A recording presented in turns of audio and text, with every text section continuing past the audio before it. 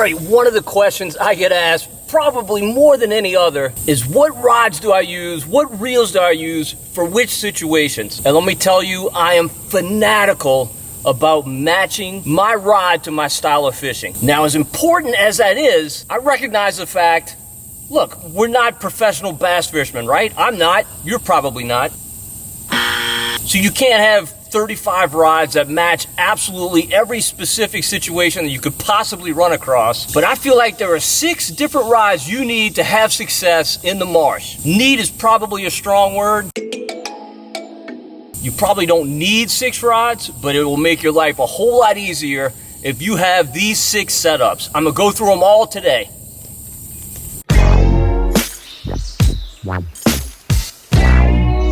All right, although I mentioned 6 rods, there's actually one setup that I would never leave home without, and it's this one. This particular rod is a medium heavy powered Fitzgerald all-purpose. Now, power is very, very important. So is action, but people tend to confuse the two. I like this rod for deep jigging speckled trout. 10, 12, 15 feet of water. I fish it with 30-pound braid, with a 20-pound mono leader. Really pretty heavy for speckled trout, but that's for a purpose. The power of this rod helps it respond when I feel those soft ticks of those speckled trout on the bottom of deep bayous. When I set that hook, I want that energy transfer to be instantaneous down to that hook and wedge it in that fish's mouth. If not, I'm gonna lose a lot more fish. Now, this particular rod has a moderately fast action. That describes the tip. So it's got a little bit of give. When you're fighting those fish, it prevents them from throwing that lure, but the power of the rod really helps with that hook set, also with the sensitivity. Okay, and the reason I fish with such heavy line for speckled trout is because it's a medium heavy power rod, because I have some violent hook sets. If I fish with anything lighter, it's gonna break off. I'm gonna lose a lot of fish on the hook set. I just know myself, I know how to set the hook, I know what's gonna happen. Now, my reel on here is a Tournament MB Lose.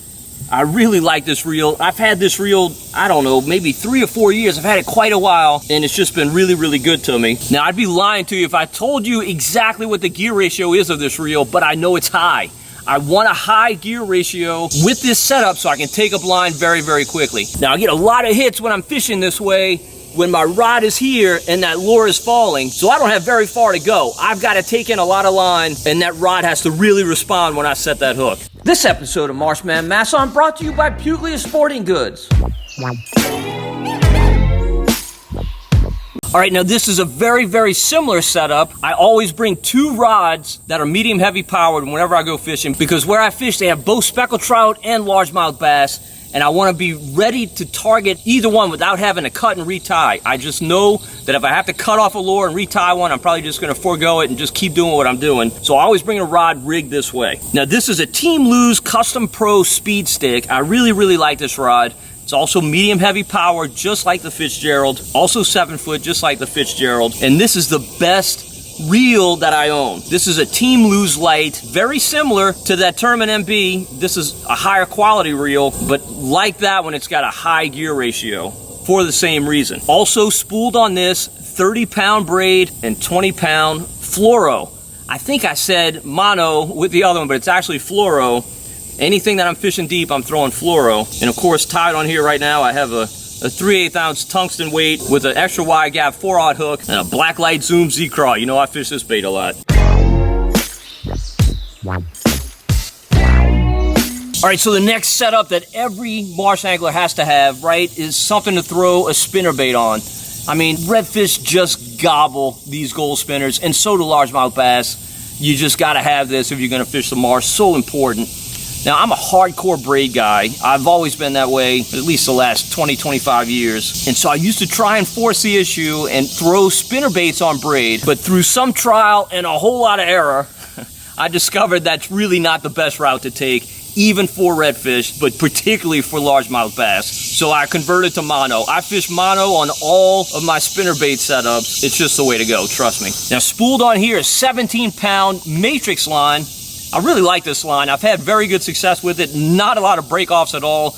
and not a lot of memory. And memory in mono just kind of drives me nuts. So I've been happy with this line since I started using it on my spinnerbait setup probably 2 years ago. Now the rod is a Team Lose Speed Stick Pro TI. Also very, very happy with this rod. It is a medium power. It's got a fast tip, which helps you to react when those fish hit, but it's got a medium power to have some give. That mono also has a lot of give. As you know, mono stretches, unlike braid. When you set that hook, it embeds the hook, but then there's a ton of give to allow that fish, particularly if it's a bass, comes up shaking his head. That lure has so much weight. They're just masters at throwing those spinner baits when they come up like that. You just want to have something that has a lot of give, and this definitely does. This rod's really light, and it's just really comfortable to fish all day long. Now, team with this is a Lose Speed Spool LFS, and it's got a low gear ratio. Again, I don't know exactly what the gear ratio is. I know when I buy it, I know when I team it with this what it is, but over time I just forget. I just don't care. You want a low gear ratio though when you're throwing a spinnerbait so the bait doesn't twist and roll as you're retrieving it. I mean, look, obviously you can do that with a high gear ratio reel. You can just reel a lot slower, but it's just kind of uncomfortable to do that. You want to reel at your pace that you reel at, so you want a low gear ratio reel to help you out in those situations. All right, now this is my topwater outfit. Now, I'm going to tell you something first though. The rod you select for fishing topwaters depends on if you fish braid or mono. Up until very recently, I threw all my topwater baits on a castaway skeleton. It was light powered, so I've spooled it with braid. Now, unfortunately, that rod wasn't strong enough to withstand being slammed in a car door, so I had to replace it. I picked this one up as a combo from sportsmansoutfitters.com, and so far, so good. It's a Lose combo. It's an inshore combo, saltwater rod and reel. Most of the stuff I fish, because I fish the marsh, is not saltwater stuff. It's freshwater stuff. I just take good care of it, and it doesn't get that high salinity that you get in really high saline areas. But this rod is a medium power. So because of that, I spooled it with mono. This again is that 17-pound matrix line, and I've only been using this for maybe, I don't know, 5 or 6 trips, and so far, I've been really, really pleased with it. It seems to hold on to fish just as well as my skeleton did when combined with the braid. So that's what you want to keep in mind. If you use braid, go medium light or light power. If you're fishing mono, you can go medium light or medium. Of course, the reason is these baits are gigantic. They're very, very heavy. A speckled trout's mouth is extremely soft, so they have incredible ability to go up to the surface, shake that head, and just throw that lure. If you've got a stiff rod, it's just going to tear the lure from their mouths. Now, as far as gear ratio goes on the reel, you want something that you're comfortable with that fits with your cadence. For topwater fishing, I like something around 6 to 7 to 1 gear ratio, but it's really going to vary from angler to angler. Okay, here's another setup I haven't had terribly long, but man, I really, really love it. This is a Lose Custom Speed Stick Light, and it's in medium light power. This is the rod I use for fishing a couple of things. Crankbaits, also jerkbaits. You know, I do a lot of jerkbait fishing for speckled trout at certain times of the year. Also some for bass as well, so I depend on this whole setup. Now, because it's medium light, I've got it spooled with braid. This is actually 20-pound braid, a little bit lighter than I use. Well, it's 10 pounds lighter than I use for my jigging rods. Just like those rods, I fish a leader. I tie a leader to the end. I'm definitely not fishing straight braid tied to those crankbaits and jerkbaits. And this is 15-pound mono. This lighter line allows those baits, particularly crankbaits, to get down a little bit farther than if you had some heavier line on there. But it's still heavy enough to hold up to redfish and also hold up when I'm throwing it around logs and a lot of grass and stuff like that. It's not going to break for the most part. Now, this reel for me is kind of a compromise. If it was a purely crankbait rod, if I'm a professional bass fisherman, I'm just wanting a crankbait setup, I'm going to have a really low gear ratio reel. But because I use it for jerkbait fishing as well, it's kind of a compromise. This one's 6.8 to 1, probably not ideal for crankbaits, but still functional. Now, the reason you want a low gear ratio for crankbaits, it's kind of like, you got to think of it almost like a 10-speed bike. If you're trying to go uphill, you don't want that bike in 10th gear. It'd be so hard to get up that hill. It's really similar when you're throwing a crankbait. You want that lower gear ratio because there's a lot of drag on that bait, right? But that's not true with the way I fish jerkbaits, which is kind of a jerk, jerk, pause. Jerk, jerk, pause, and I don't want to take up some line, particularly when I get a hit. So again, this is kind of a compromise. This is where you can get by with a mid-speed reel, not having to have a setup for absolutely everything you could possibly fish. This episode of Marshman Masson brought to you by Matrix Shad, and by Fitzgerald Fishing, and by Cito New Orleans, and by Versamax Corks, and by Death Grip Jig Heads.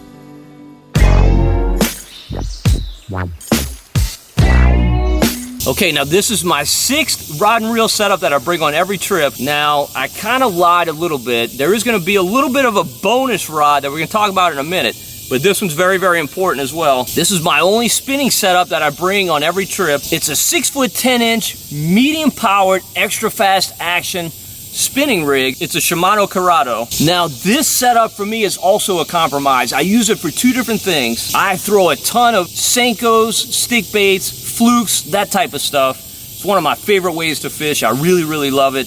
And this is the setup I use for that. But of course, I'm a marsh fisherman. I also throw a lot of corks. As you can see, got the Versamax tied on here. I used it just yesterday. And this rod kind of doubles in that role. I figure if I'm out there throwing corks, I'm probably not going to be throwing soft stick baits or Senkos or flukes or anything like that. So I'll go ahead and tie on that cork. And if I have to, I'll eventually cut it off and tie on the fluke. Now, spooled on here, I have 30-pound braid.